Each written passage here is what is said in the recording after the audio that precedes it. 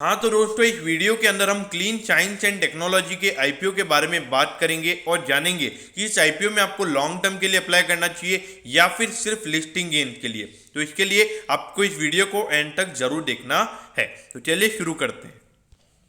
तो देखिए, सबसे पहले अगर हम बात करें तो ये कंपनी 2003 में इनकॉर्पोरेट हुई थी। तो यानी कि अगर आप देखोगे तो 18 साल पुरानी ये कंपनी है। तो देखिए, 18 साल से मार्केट में बने रहना एक बहुत ही बड़ी बात होती है।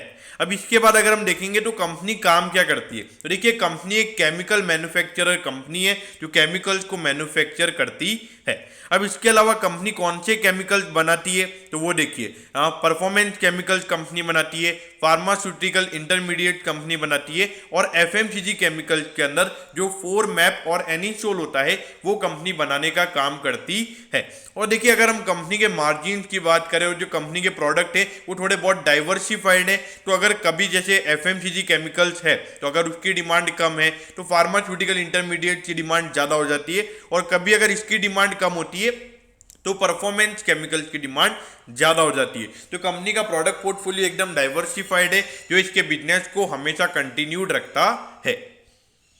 अब इसके बाद अगर हम बात करें तो कंपनी अपने प्रोडक्ट सिर्फ इंडिया में ही नहीं बेचती है, कंपनी के प्रोडक्ट बाहर भी बिकते हैं, मतलब इंडिया के बाहर भी कंपनी अपने प्रोडक्ट सेल करती है। अब जैसे कि अगर हम बात करें China, Europe, USA, Korea, Taiwan and Japan, तो ये मेन जो डेवलप्ड कंट्रीज और डेवलपिंग कंट्रीज हैं वहां पे कंपनी के प्रोडक्ट्स एक्सपोर्ट होते हैं। अगर कंपनी के कस्टमर्स की बात करें तो एसआरएफ और विनाती ऑर्गेनिक जो कि अपने इंडियन मार्केट में लिस्टेड हैं वो इनके कस्टमर्स हैं, और जेनेक्स लैब वो भी इंडियन मार्केट में लिस्टेड है। तो ये मेन इनके कस्टमर्स हैं।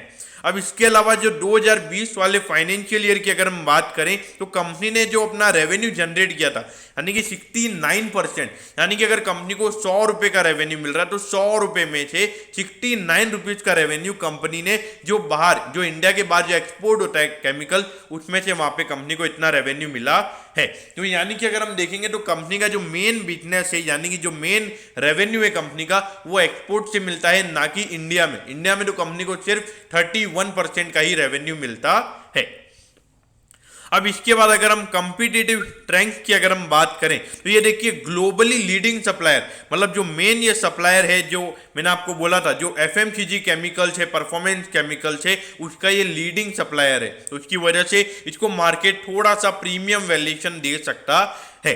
अगर उसके बाद में अगर हम मैन्युफैक्चरिंग फैसिलिटी की बात करें तो वो भी अच्छी खासी इनकी लोकेटेड है, और एक्सपोर्ट प्रोडक्ट के हिसाब से वो एक अच्छी खासी है। अब अगर इसके बाद जो इनके जो मेन कस्टमर्स है उनकी रिलेशनशिप भी काफ़ी अच्छी है, और अगर देखा जाए तो 5-10 साल तक कंपनी के लिए कोई इश्यू नहीं रहेंगे, ऐसा बोला जा रहा है। अब इसके बाद में अगर हम फाइनेंशियल परफॉर्मेंस की बात करें तो कंपनी के फाइनेंशियल रिकॉर्ड काफ़ी बढ़िया है, और काफ़ी समय से कंपनी लगातार बढ़िया परफॉर्म करती हुई नजर आ रही है। अब इसके बाद जैसे मैंने आपको बताया कि जो कंपनी के जो मेन प्रोडक्ट्स हैं वो बाहर एक्सपोर्ट होते हैं, ना कि इंडिया में कंपनी का मेन बिजनेस है। यानी कि मेन रेवेन्यू की अगर हम बात करें तो वो बाहर एक्सपोर्ट से होता है, यानी कि सिर्फ डोमेस्टिक से ही कंपनी का बिजनेस नहीं चलता है। अब यहाँ पे कंपनी आईपीओ क्यों लेकर आ रही है, कंपनी का आईपीओ लाने का मेन मकसद है कि जो उनकी वर्किंग कैपिटल रिक्वायरमेंट्स है उसको फुलफिल कर सके। लेकिन देखिए यहाँ पे मेरे ख्याल से ये रीजन बिल्कुल भी सही नहीं है, क्योंकि जो कंपनी का पूरा आईपीओ है वो पूरा ओएफएस है, यानी कि ऑफर फॉर सेल है, क्योंकि पूरा प्रमोटर्स के पास ये पैसा पूरा जाने वाला है। तो कंपनी के ग्रोथ के लिए यहाँ पे एक भी रुपये यूज होने वाला नहीं है। अब यहाँ पे अगर आप कंपनी के फाइनेंशियल्स पे अगर आप नजर डालोगे तो ये देखिए कंपनी के रेवेन्यू पे नजर डालिए किस तरीके से यहाँ पे कंपनी का रेवेन्यू हमको बढ़ता हुआ नजर आ रहा है, क्योंकि बहुत ज्यादा यहाँ पे करीबन 20 से 25% का ग्रोथ यहाँ पे कंपनी के रेवेन्यू में हमको देखने को मिल रहा है। लेकिन अगर आप प्रॉफिटेबिलिटी में नजर डालिए 49 करोड़, 97 करोड़, 134 करोड़ और इस फाइनेंशियल ईयर में 201 करोड़, और मार्जिन पे नजर डालिए 19.8, जिस तरीके से देखिए 37.3% का मार्जिन है। देखिए इतना मार्जिन अगर कंपनी का होगा तो सीधी सी बात है कि वहां पे मार्केट इसे प्रीमियम वैल्यूएशन देगा, क्योंकि देखिए अगर कंपनी को 100 रुपए का रेवेन्यू मिल रहा है और उसमें एट दी एंड 37.3 रुपीज अगर कंपनी का नेट प्रॉफिट के रूप में बच रहा है तो इसकी सीधा क्लियर कट इंडिकेशन है कि कंपनी के मार्जिन काफी हाई है। और देखिए कंपनी के रेवेन्यू भी लगातार बढ़ रहा है तो कंपनी को यहाँ पे और अच्छा बेनिफिट मिल सकता है।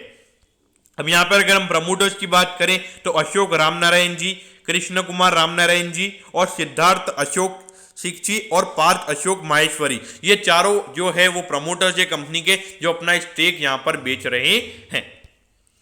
अब यहाँ पर अगर हम आईपीओ की बात करें तो 7 तारीख को ये आईपीओ ओपन हो रहा है और 9 तारीख को ये आईपीओ क्लोज हो जाएगा।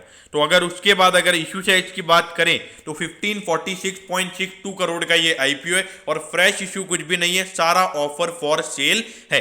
यानी कि ये चारों प्रमोटर्स के पास ये पूरा पैसा जाने वाला है और कंपनी के पास यहाँ पे 1 रुपया भी नहीं जाने वाला है। तो देखिए यहाँ पे जो लगातार ऑफर फॉर सेल आ रहे हैं मेरे ख्याल से थोड़े से रिस्की है, क्योंकि कंपनी अपने ग्रोथ के लिए पैसा नहीं मंगा रही है। कंपनी के पास जो पैसा है वो कंपनी बाहर से रेज कर रही है, फिर उसके बाद में एक अच्छा खासा वैल्यूएशन उनको होता है, उनको लगता है कि यहाँ पे वो इजीली मार्केट से पैसा रेज कर सकते हैं, तो तब वो वहां पर आईपीओ लेकर आ रहे हैं।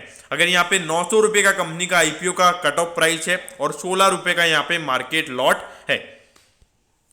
अब ये देखिए अगर हम अलॉटमेंट की बात करें तो 14 तारीख को आपको पता चल जाएगा कि आपको अलॉटमेंट मिला है या नहीं। रिफंड की अगर हम बात करें तो 15 तारीख को आपको रिफंड आ जाएगा अगर आपको अलॉटमेंट नहीं मिलती है, और अगर आपको अलॉटमेंट मिलती है तो 16 तारीख को आपके डीमैट अकाउंट में शेयर ट्रांसफर हो जाएंगे और लिस्टिंग डेट इसकी है 19 जुलाई 2021। अब अगर हम यहाँ पे रिटेल इन्वेस्टर की बात करें तो 14,400 रुपीज मिनिमम आपके पास होने चाहिए अगर आपको इसके एक लॉट के लिए अप्लाई करना है, और मैक्सिमम आप रिटेल इन्वेस्टर की कैटेगरी के अंदर 13 लॉट के लिए अप्लाई कर सकते हैं।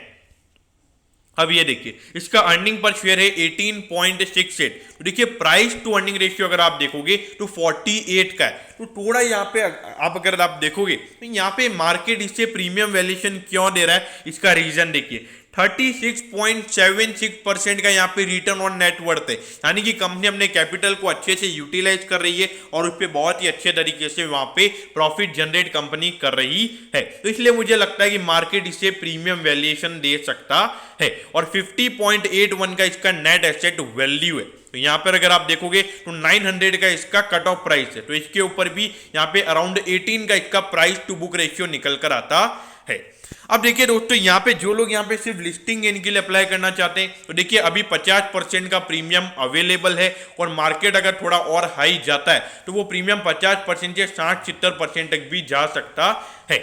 अब देखिए दोस्तों आपको पता होना चाहिए कि अगर ये 50% के प्रीमियम पे अगर ये लिस्ट होता है तो जो इसका प्राइस टू बुक रेशियो होगा वो 27 टाइम्स होगा, और वहां पे कंपनी का प्राइस टू अर्निंग रेशियो भी अराउंड 70 टाइम्स तक जा सकता है। तो देखिए प्रीमियम वैल्यूएशन तो यहाँ पर इसमें हमेशा रहने वाले ही है, क्योंकि कंपनी का अगर हम बिजनेस मॉडल की बात करें तो बिजनेस काफ़ी बढ़िया नजर आता है और केमिकल कंपनी लगातार अच्छे तरीके से ग्रो भी हो रही है। तो और इसके मार्जिन परसेंटेज अगर हम देखें तो खास करके उसकी वजह से मार्केट इसे प्रीमियम वैल्यूएशन दे सकता है। तो अगर आप लॉन्ग टर्म के लिए भी अप्लाई करना चाहते हैं तो अप्लाई कर सकते हैं, और अगर आप सिर्फ लिस्टिंग गेन के लिए अप्लाई करना चाहते हैं तो 50% का प्रीमियम अवेलेबल है, तो उसके हिसाब से भी आप इसमें अप्लाई कर सकते हैं। तो दोस्तों मैं होप करता हूँ कि इस आईपीओ के बारे में आपको अच्छे से समझ में आ गया होगा। अगर आपकी कोई भी क्वेरीज है तो आप कमेंट कीजिए, मैं जरूर आपके कमेंट पर रिप्लाई करूंगा। ओके दोस्तों, thank you, have a nice day.